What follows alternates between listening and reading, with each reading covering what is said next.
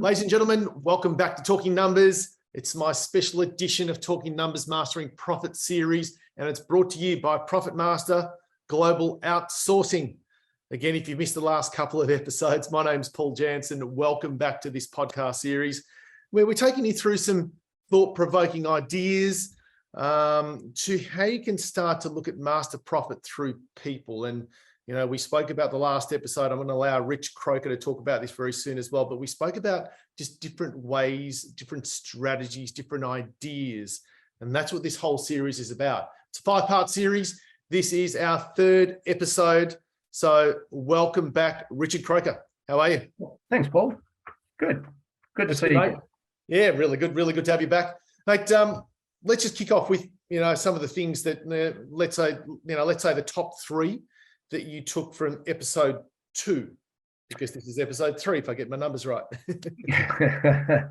Well, I think where we got to last episode was we started to get a little bit of a peek at the outsourcing model, and really the reason why we're here talking about growing profit through people, and in my particular case, growing people in our accounting firms through the outsourcing model.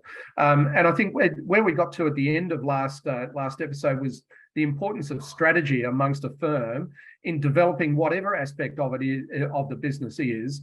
The partners need to have a plan and need to have a strategy to be able to go forward in whatever their endeavor is. And that includes the outsourcing model as well. In an earlier episode, we talked about the champion that needs to exist within the business, who's able to drive the outsourcing model so that, where there are hiccups along the way, and inevitably there will be hiccups, somebody is there to champion the model to take it back and satisfy the goal of the partners, which if they introduce an outsourced a model of their staff, that they can meet the requirements of what has been set by the partners. So strategy, making sure that there is somebody who can champion the business. And the other part that we've spoken about as we go back through there are the top levels of how we grow the top line and how we can reduce our costs, but all with the objective of growing our bottom line. Brilliant and well said. And that's the value of these is, to all of you that are listening, you can go back and look at this as well. You can bring in team members, use this as, call it education, use it as ongoing education to getting into some talking points for people to say, how can we do this together? So this can turn into a really good strategy session, because we're now going to talk about, it's called Mastering Profit, but let's talk about Mastering Profit. Does mastering profit and increased profits lead to increased value? What do you think, Rich? Well, that's why I set up the very, very first question you asked me, Paul. What is the importance to accountants of growing profit? And I said that it comes down to shareholder value or partner value. As partners in firms, we all want our firms to grow, because at the end of the day, we're able to sell our businesses to the next generation of people coming through, and we all want as much as we can get for it. And that sort of brings us to the accounting equation. Mastering profit or increasing profit to increase shareholder value. It's as simple as this. It's assets minus liabilities equals capital. You grow that capital, and that's how you how you do it. And how do we grow capital? Well, there's a couple of different ways. One is by increasing our asset value. The other is by decreasing our liability value. But the other side of it is increasing our capital value through the increase of profit. So if you then take the increase of profit is income minus expenses to gain a profit, it's how we can grow our income, reduce our expenses to get to the profit. And then, there's other parts in there as well. In that equation, you can expand it out all the way. Taxes become a play in it and things like that. But really, when you say increasing value in the organization, they are the ways that's happened. And therefore, increasing profit is a critical component of increasing value. 100%. Well said. Well said. I suppose, look, it's a funny one, because this particular topic we're going to talk about today, and I mentioned this in probably our previous episodes as well, but we're talking about the finder, minder, grinder type of model. And it takes me back to, I don't know, maybe 20 years ago when I was doing sort of road shows around Australia, and we were sharing this particular model. And I know there's going to be a lot of interest in this one, because I know the firms where we were running around Australia, running these workshops, whether it be in the city or in the country, we had a lot of people that were trying to master this in terms of the finder, minder, grinder people model. So let's get into that. And again, to all of you listening to us, that's what we're going to. So we're going to stick to 3 simple things today: finders, minders, and grinders. And we're going to talk about how you can integrate that into, again, if it's a strategy that you want to integrate into your business, how you can do that as well, using Rich's, the way he's done in the past, how he's doing it today, to also integrate that into your particular business. So Rich, let's talk about finders. Traditionally, what's your take on the finders? Look, the finders inevitably become the partners in the firm. They're the guys who have made the connections over the time that they were the grinder and the minder. They've made the connections and found their way through the community, through other business connections, through the clients. And they're the guys who've learned how to find the opportunities to inject into the business the thing that makes it succeed. And at that level, it's gross fees. Yes. The finders are the guys who actually go out and find the gross fees to inject into the business. In the pyramid of finders, minders, and grinders, the finders are the narrowest part of the pyramid. Yep. Not necessarily the most important. I mean, that's a different discussion. But some would say that they may be the most important part of the pyramid, but that's not what I'm talking about here. I'm saying that they're the smallest number in the pyramid. Yeah, well said. And I think it's an interesting one, because, and I often say this, and whether it was the CPA conference that we were at a few months ago or whatever it may be, but I can remember saying this, and we're probably the only industry, and to all of you that are listening to this as well, you can ask yourself this and think about from your client's point of view, we're probably the only industry that doesn't employ salespeople. So think about that for a second. So every other industry that I can think of would usually employ a sales team or your business development team to create business, to find new clients, where the accounting industry doesn't do that. And as you mentioned, that's traditionally the role of the partner, to go and find new work. It's an interesting one, isn't it? Yeah, well, at the same time, it doesn't necessarily mean that all partners are finders. True. A partner can just as easily be a minder. Partners in accounting firms come with exactly the same nuances as anybody else. I mean, we all have different personalities, different skill sets, different capability, different desires and intentions, so definition of partner is not necessarily the rainmaker. Definition of partner can be the minder as well. Yeah, and I guess and in some instances can be the grinder. Yes, and brilliant topic to just touch on as well. You're right. It's about finding out what skills and who wants to do that. I still remember working with a 2-partner firm in Brisbane, 2-partner firm, and 2 or 3, I can't remember. Let's say 2. I'm pretty sure it was a 2-partner firm, and one of the partners in particular just did not want to find. That's not his skill set. It actually scared the heebie-jeebies for him to be able to do that. It's not what he felt comfortable doing. And you're right, he was more happy being a minder and a grinder, which is interesting. Mate, talk us through your definition of a minder. Well, I'll talk about it. I'll use the example of my own practice as I've grown practices over the years. But in the 90s, I had a practice on the Bayside of Brisbane, and I had purchased that in about 1990 odd, and eventually sold it in about 1997. And at the time that I purchased it, I actually purchased the majority shares from one of the exiting partners, and there were still 2 other partners in the firm. And one of those particular partners really had the desire of being the minder. He had the perspective that accountants don't go out and sell. which I find a most interesting perspective, because really, if we want to grow our firms, we're all going to go out and sell in some way, shape or form. And he was just as happy to sit behind his desk 40 hours per week, manage his people, and also manage the clients that the work that was being worked on. And that was his lot, and he enjoyed doing that. The thing that I can say about it is that myself, I'm more of a finder type of personality. So I'd be out really chasing some work, whereas as the partner that I was very happy that I knew that when the work came in, I had a very competent guy who was happy to be a minder and got the work done and got it done very, very well.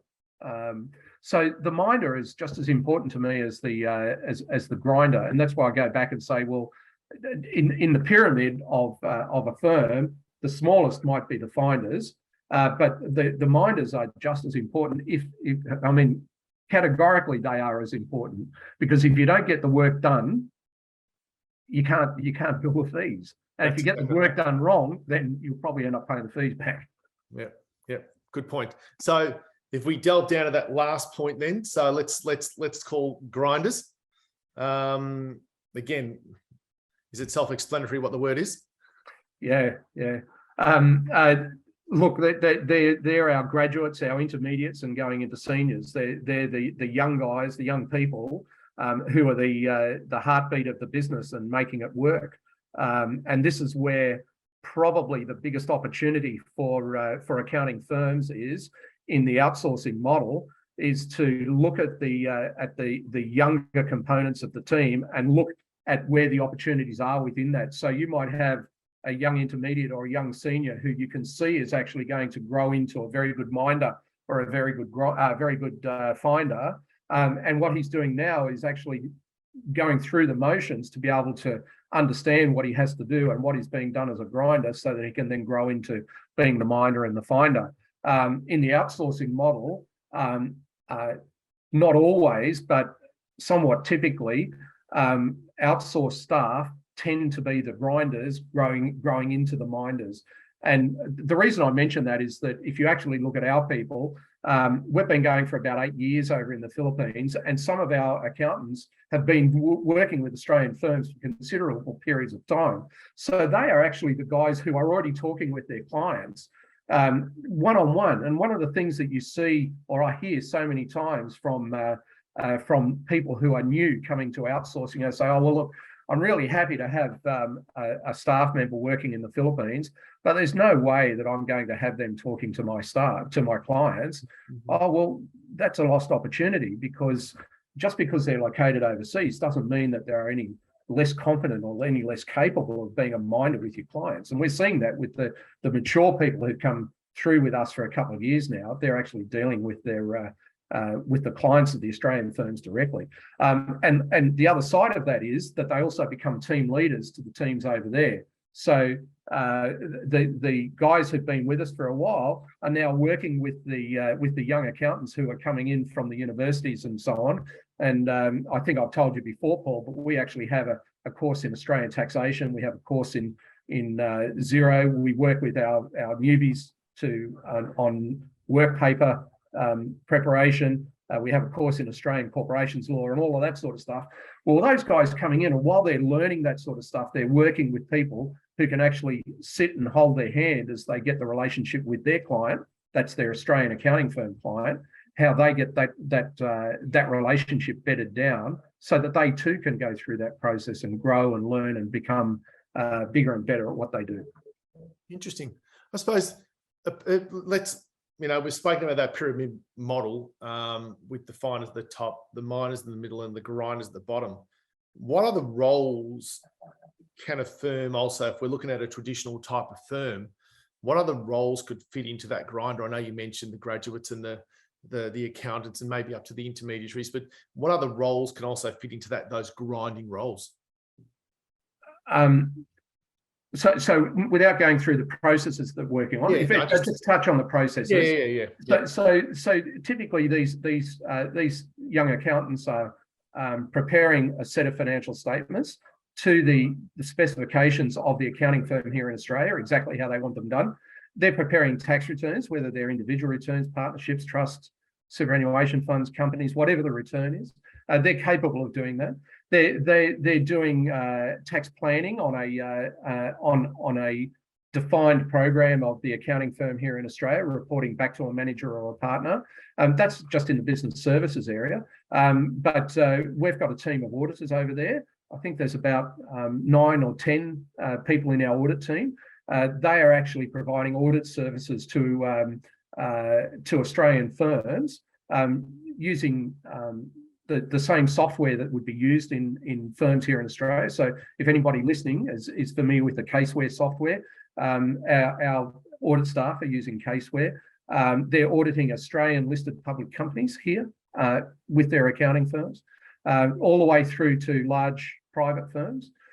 We also have in our insolvency division, in my firm, we have one staff member in Perth, one staff member in Sydney, who is providing, and this is a brand new team, by the way, it's only been going this year, but within that small group, they are providing preparation of reports to ASIC in the insolvency under the insolvency regime. They're preparing reports to creditors. They're preparing, the minutes for meetings and all of that sort of stuff. So all the stuff that you'd be getting guys to do here in Australia, we're doing it over there.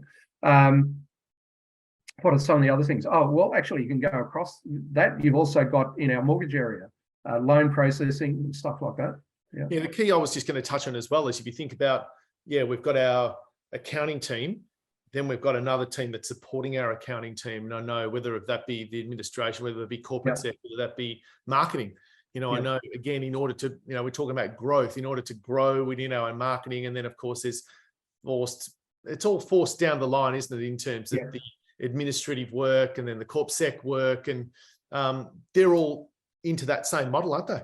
Well, mate, you hit the nail right on the head. And I'm seeing a steadily increasing demand for administrative staff for accounting firms.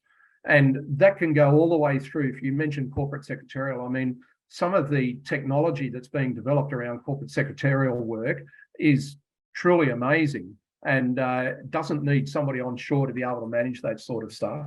And then all the way through to executive assistants. As you know, my executive assistant has been based in the Philippines for over 5 years.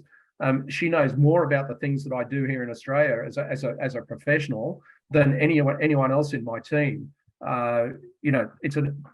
It's a big opportunity as accounting administration staff. Yeah, and I think that's again, when we're looking at our people model and we're looking at how we can increase profits, and I suppose that's where the beautiful thing about this is it's allowing more and more firms to have better strategies in place to improve their people model and to increase their profits. And I think that's the great thing about this. Yeah, look, you made just going back to something we were talking about that pyramid model, and so on the top of the model you've got the finders, and the middle of the model you've got the miners, and then the bottom of the grinders. It's a simplification to say that the more grinders you have, the more work you can get done.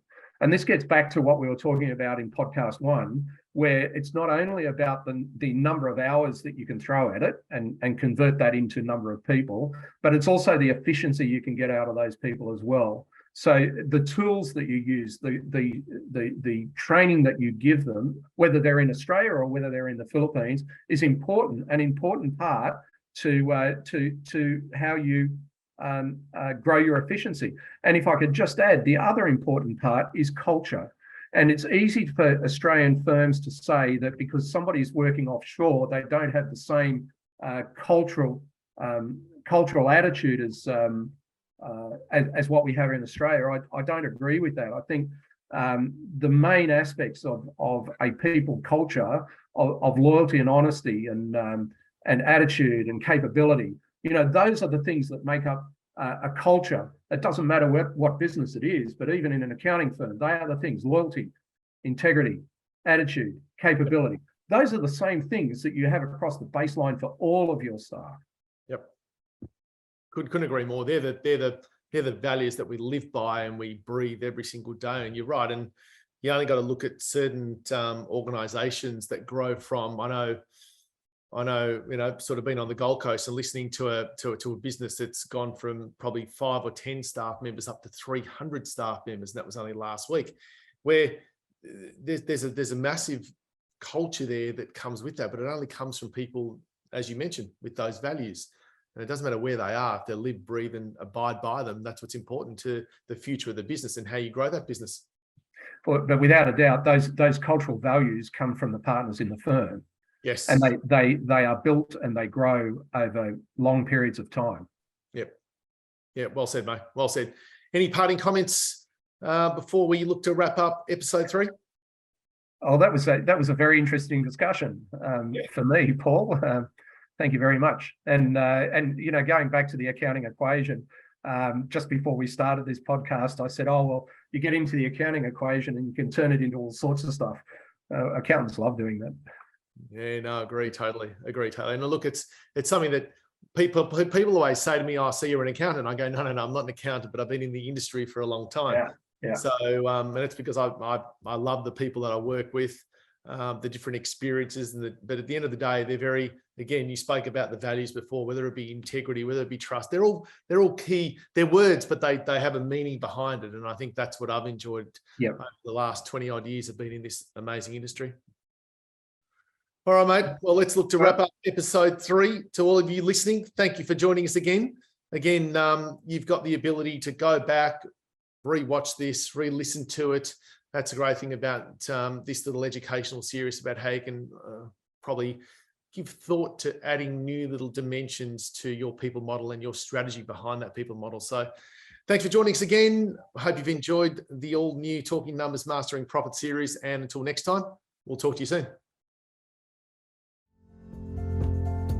Join us at Profit Master. Passionate people, passionate career.